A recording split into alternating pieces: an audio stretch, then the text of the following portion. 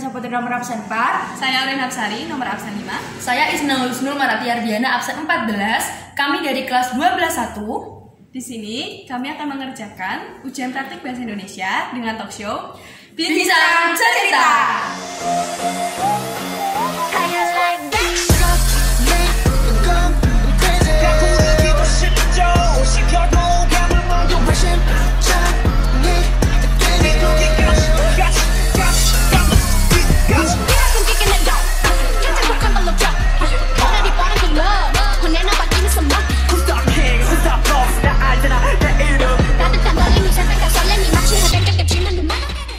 Halo Sobat Cerita, kembali lagi dengan saya Isna di acara Bincang Cerita.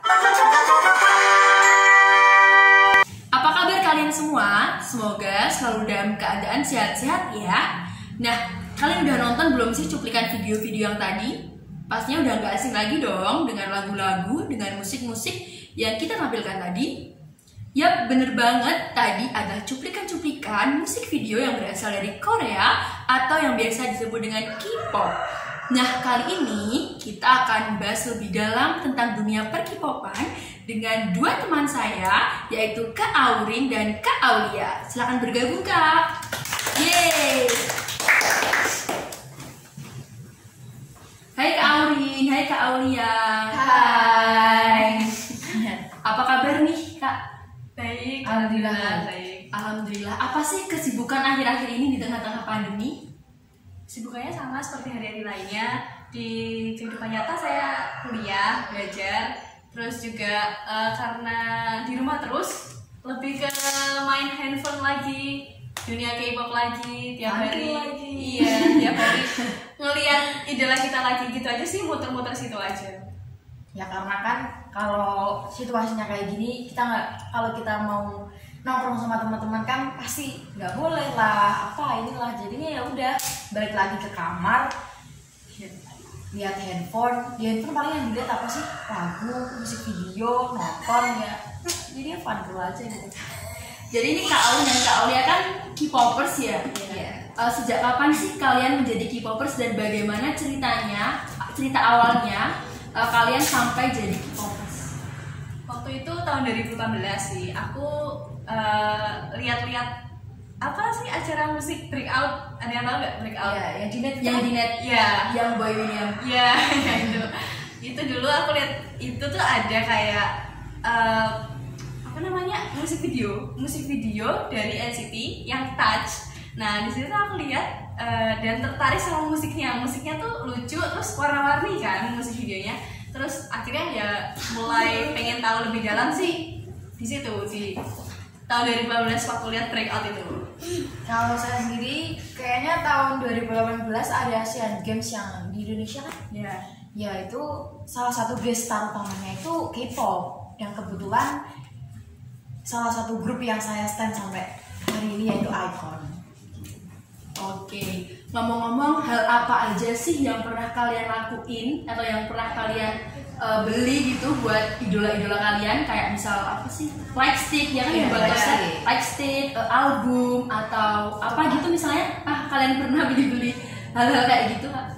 Kalau lightstick aku punya, terus kalau album pasti setiap comeback, setiap ngeluarin lagu atau album baru pasti beli sih. Kalau misalkan ada beberapa versi, aku beli satu versi gitu aja sih, paling itu aja sih aku.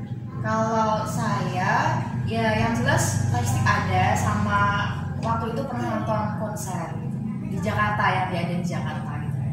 Oke, 3 tahun menjadi K-popers. Gimana sih pendapat kalian tentang perkembangan K-pop yang ada di Indonesia?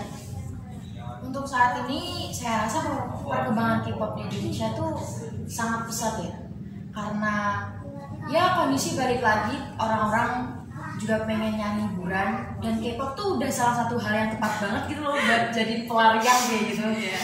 Jadi kayak ya kita cuma diam aja di rumah, tapi kita udah bisa bahagia karena melihat apa yang kita suka kayak gitu. Iya, 2020 sih lebih tepatnya, ini masa pandemi ini kan orang-orang lagi apa ya, nggak bisa keluar rumah, terus pelariannya di situ. Terus juga Omnibus Law, salah satu menurut saya bukti signifikan, bukti pesatnya itu ya waktu Omnibus Law itu orang-orang K-popers lebih tepatnya itu mentrendingkan gitu kan, mentrendingkan hashtag sampai dunia gitu sih.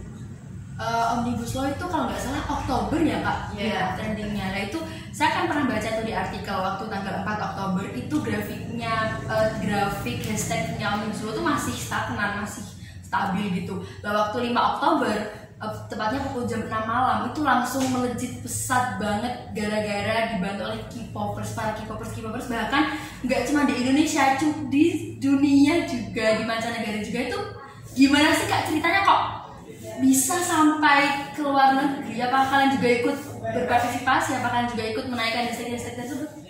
Jadi gini ya kak, kan kalau di K-pop itu ada namanya fandom. Fandom itu adalah kumpulan orang-orang yang menyukai grup yang sama. Ya, jadi kalau di fandom itu kita berusaha buat kerjasama.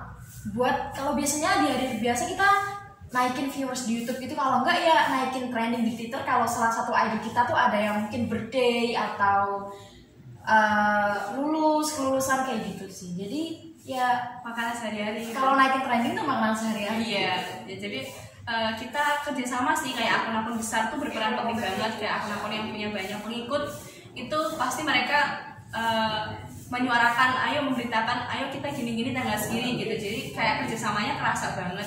Terus kalau di dunia sendiri ya balik lagi ke akun-akun yang besar tadi. Ada salah satu akun waktu itu saya lihat di Twitter, dia itu mentranslatekan membahasa Inggriskan. Jadi pasal-pasal Omnibus Law yang banyak itu di bahasa Inggriskan gitu. Jadi orang-orang luar itu bisa baca, bisa ngerti gitu apa isu yang ada di Indonesia gitu sih. Kalau soal perkembangan K-pop kan udah terasa banget ya, nggak cuma di Indonesia, bahkan di dunia lah. Di sekitar kita itu kan masih banyak banget ya kak anti Korea, anti K-pop, antis, apa sih nyebutnya? Antis. Nah itu gimana sih pendapat kalian tentang orang-orang yang seperti itu? Kalau saya sih karena saya relate banget sama yang namanya antis, karena kakak saya sendiri juga antis. Tapi karena saya suka gitu, jadi saya bodo amat. Saya bodo amatin hal itu karena ya udah, kita punya hidup kita masing-masing gitu. Kalau kita suka sama hal ini ya kita jalanin, kalau nggak suka ya udah gitu. Selama kita tidak mengganggu mereka, mereka juga tidak mengganggu saya, tidak menyakiti hati saya sampai harus gini-gini dan sebagainya, tidak mengatur hidup saya nggak masalah sih. Ya balik lagi ke pribadi masing-masing aja. Semua kan kembali ke penerimaan kita masing-masing. Selama 3 tahun kak, apa sih dampak, apa sih perubahan pasti ada dong sebelum jadi K-popers dan setelah menjadi K-popers pasti ada dong dampak-dampak atau perubahan-perubahan dalam kehidupan sehari-hari. Iya, ada. Dampak positifnya yang saya rasain adalah saya tuh merasa lebih bahagia gitu loh. Jadi saya mulai menyadari kalau bahagia itu ternyata sesimpel ini gitu. Dengan cara kita cuma lihat idol kita gitu, kayak mereka cuma diem gitu. Mereka cuma diem tapi kalau kita ngeliat tuh kayak ngerasa ya ampun bahagia banget kayak gitu pokoknya. Lebih hiburan juga. Jadi kayak lebih bahagia karena apa ya, modelnya cuma HP, kuota gitu aja sih. Terus lebih termotivasi juga karena kalau idol K-pop itu kan kerja keras mereka sampai di titik ini kan nggak mudah. Jadi kayak aku lebih menghargai aja sih, lebih berusaha keras gitu. Kalau dampak negatifnya sendiri apa ya, lebih ke tidak bisa mengatur waktu gitu. Karena karena orang-orang suka kebablasan kayak gitu loh. Kalau udah suka sama satu hal, ya udah yang suka ini aja terus gitu yang dilakuin. Kadang yang penting kadang nggak dipikir kayak gitu. Tapi selama ini kuliah masih online kan kak? Masih. Tapi nggak pernah mengganggu pembelajaran kuliah online dong? Enggak sih, selama kita pintar membagi waktu aja sih, ya lebih ke hiburan sih waktu itu. Lebih ke hiburan. Ya karena tugasnya banyak jadi stres kan. Balik lagi ke hiburan. Balik lagi diri kita sendiri yang bisa menentukan. Nah, setelah mendengar cerita dari Kak Aurin dan Kak Aulia tentang dunia per-K-popan, kali ini kita akan masuk ke segmen selanjutnya, yaitu segmen berbagi opini. Kali ini saya punya 2 kertas yang berlambangkan lingkaran hijau yang mewakili opini iya dan silang merah yang mewakili opini tidak. Ini kan. Langsung saja saya bacakan pernyataan yang pertama. Oke, pernyataan yang pertama adalah sekali kalian masuk ke dalam dunia K-pop, kalian akan terjebak dan tidak akan bisa keluar. Tidak. Jika Aurin iya, saya tidak. Karena semua bakal kembali ke orang masing-masing. Karena kalau punya alasan kuat buat keluar, kenapa enggak? Iya, benar sih. Tapi kan karena harus ada alasan kuatnya dulu. Kalau misalkan kita biasa-biasa aja juga selalu akan kesini sih, terjebak di sini. Oke, langsung pernyataan yang kedua. K-popers harus punya banyak uang. Iya, karena buat beli album Harus ya, Harus. setidaknya mendukung. Ya. Cara kita mendukung adalah dengan punya banyak uang gitu. karena butuh kuota juga buat streaming. Oke, jadi K-popers harus punya banyak uang ya. Pernyataan yang ketiga, visual adalah hal utama untuk bintang K-pop. Tidak, karena yang pertama tetap dong Talentanya yang ya kalau punya visual tapi gak bisa ngedance ya gimana? ya betul Gitu. Visual sebagai bonus ya. Ya benar. Oke, pernyataan yang keempat, make up boy group terlalu berlebihan. Ya, karena bad face mereka udah ganteng banget. ya. Aslinya mereka tidak terlalu di make up, itu malah cakep, malah Cakep. ganteng. Malah ganteng ya. Iya. Berarti make upnya terlalu berlebihan. Menurut saya iya. Oke, pernyataan yang kelima, K-popers berperan andil dalam isu-isu atau politik yang ada di Indonesia. Ya, Benar. contohnya adalah Omnibus Law itu. Iya, terus ya. Di masalah juga. Masalah pengenalan juga. Sekarang Ikut ini donasi kan? Iya. Iya. Kita juga ikut atas nama K-popers sih. Oke, pernyataan yang terakhir adalah K-popers adalah raja sosial media. Ya. Iya. Karena mereka dengan cepat, contohnya di Twitter tuh cepet banget naikin trending gitu. Iya, Twitter, YouTube juga. Ya. Kalau kita Pasti trending ya? Iya. Trending itu trending. Pasti trending terus. Nah, kali ini kita akan berlanjut ke segmen selanjutnya, yaitu segmen uji pengetahuan. Tadi kan udah berbagi opini nih. Sekarang kita mau uji pengetahuan Kak Aurin dan Kak Aulia tentang dunia per-K-popan. Oke? Dengan peraturan yang sama, hijau untuk iya, silang untuk tidak. Oke, langsung aja. Cepat ya, Kak ya? Iya. Pertanyaan pertama, Blackpink debut pada tahun 2018. 18.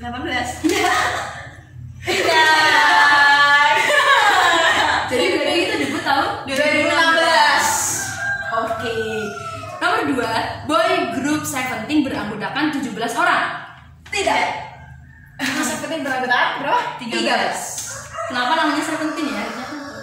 Oke, nomor 3. Tahu. Blackpink pernah berkolaborasi dengan Selena Gomez. Iya, ice cream. Ya, Itu tahun berapa?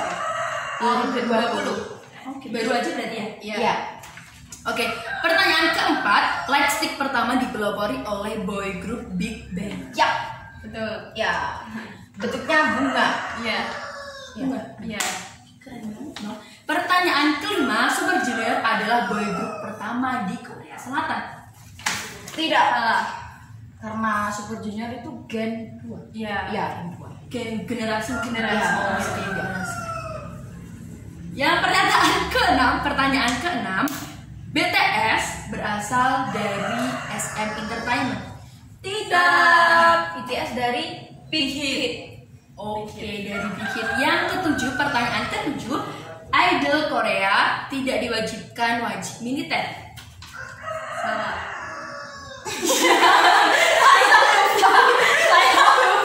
Jadi walaupun idol harus tetap wajib militer. Karena itu kan pelaturan negara. Iya, tetap harus.